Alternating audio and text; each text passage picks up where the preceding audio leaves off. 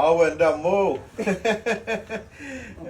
എന്റെ അമ്മ ആദ്യമായിട്ടാണ് ഒരു ക്രിസ്ത്യാനി അല്ലാത്ത ആൾക്ക് 1,00,000 റുപ്യ സംഭാവന കൊടുക്കുന്നത്.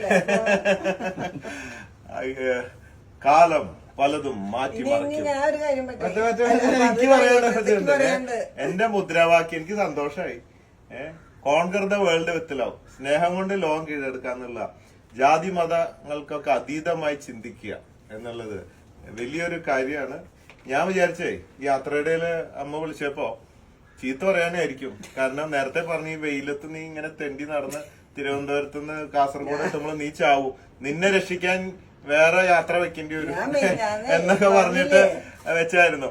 അപ്പൊ അതിന് ചീത്ത പറഞ്ഞിട്ട് പുറപ്പെടുമ്പോ ാണ്. പക്ഷെ ഇപ്പൊ അത് നേരം മാറി, നീ നന്നായി ചെയ്തതാണ്.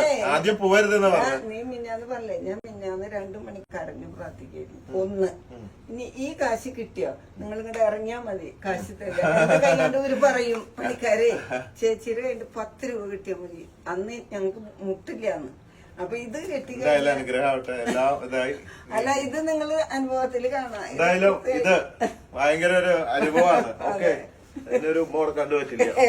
யார் பெற்ற மகனோ நீ, யார் பெற்ற மகனோ இந்த ஊர் കുമ്പിടും. ഇത് അമ്മ തരുന്നോണ്ടാണ് ക്യാഷായിട്ട് വാങ്ങണത്. നമ്മള് ക്യാഷായിട്ട് ഒന്നും സ്വീകരിക്കുന്നില്ല.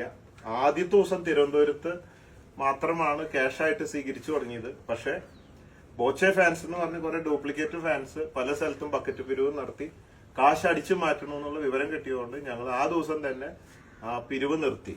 ഇപ്പോ അബ്ദുറഹീമിന്റെ ട്രസ്റ്റ് ഫണ്ടിലേക്കാണ് ജനങ്ങളോട് ഇടാൻ പറയുന്നത്. നേരിട്ടിട്ട് അവരുടെ അക്കൗണ്ടിലേക്ക്, പിന്നെ അവരുടെ ഉമ്മ പാത്തുമ്മയുടെ ജിപേയിലേക്ക് നേരിട്ട് ഇടാൻ പറയാണ്.